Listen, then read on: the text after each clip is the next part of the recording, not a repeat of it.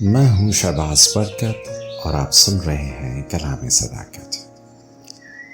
آج جب ہم فادرس ڈے کے موقع پر فادرس کی محبت، قربانی اور ذمہ داری کو یاد کرتے ہیں تو خدا کا کلام ہمیں ایک ایسے آسمانی باپ کی طرف متوجہ کراتا ہے جو کبھی اپنے بچوں کو نہیں چھوڑتا۔ زمینی باپ محبت، تربیت اور حفاظت فراہم کرتے ہیں، لیکن ہمارے آسمانی باپ کی محبت کامل، ابدی اور وفادار ہے، جو ہر روز ہمیں نئی سانسیں عطا کرتا ہے، زندگی کی تمام خوشیاں فراہم کرتا ہے۔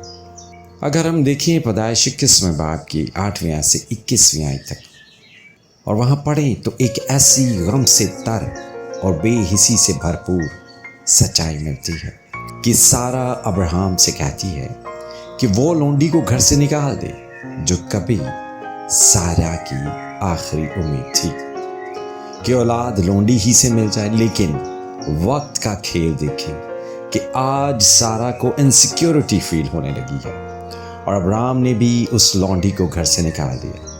لے دے کی روٹی اور ایک مشک پانی اس کے حصہ میں آئے، اور خورد و نوش کی چیزیں ختم ہونے کے بعد وہ لونڈی نے موت کو اپنی آنکھوں سے دیکھا اور اپنے جگر کے ٹکڑے کو بلکتے اور روتے دیکھا۔ ماں کی تکلیف اور دکھ کو ابا نے سنا، یا نے فرشتہ کو بھیجا اور ان کو چیزیں مہیا کی اور وعدہ بھی دیا اور کہا، ہاجرہ تو مت ڈر، اس بچے کو تو سنبھال اور میں اس کو بھی ایک قوم بناؤں گا۔ خدا مشکل حالات میں اپنے بچوں کو نہیں بھولتا۔ بعض اوقات زندگی میں مشکلات، تنہائی اور مرحومی آتے ہیں، لیکن خدا اپنے بچوں کی آواز سنتا ہے اور ان کی ضرورتوں کو پورا کرتا ہے۔ ایک اچھا باپ بھی اپنی اولاد کی ضروریات کا خیال رکھتا ہے اور ان کی حفاظت کے لیے قربانی دیتا ہے۔ آج ہم ان فادرس کا شکر ادا کرتے ہیں جو اپنی اولاد کے لیے محنت کرتے ہیں اور ان کی ضروریات پوری کرتے ہیں اور ہر مشکل میں ان کے ساتھ کھڑے رہتے ہیں۔ مگر ان سب سے بڑھ کر ہمارا آسمانی باپ ہمیں کبھی نہیں چھوڑتا۔ لکشنری کے حوالہ جات پر غور کریں تو باپ یا رہنما کے 3 کردار نظر آتے ہیں۔ پہلے حوالہ کے مطابق پہلا کردار ایک باپ محافظ اور مہیا کرنے والا ہے۔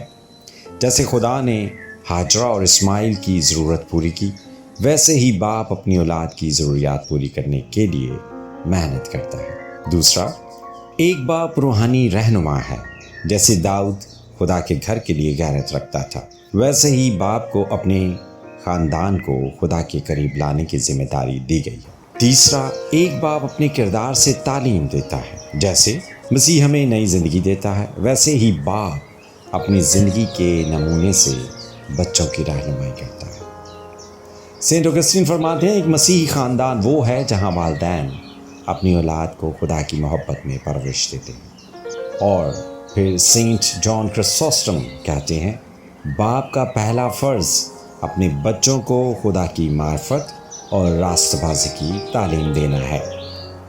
سینٹ ایمبروز نے کہا کہ والدین کی پاکیزہ زندگی بچوں کے لیے سب سے بڑی تعلیم ہے۔ پیدائش 21 ہمیں سکھاتی ہے کہ خدا اپنے بچوں کو کبھی نہیں چھوڑتا۔ زبور 69 ہمیں خدا کے لیے وفاداری اور غیرت کا سبق دیتا ہے۔ رومیو 6 ہمیں نئی زندگی اور پاکیزگی کی دعوت دیتا ہے۔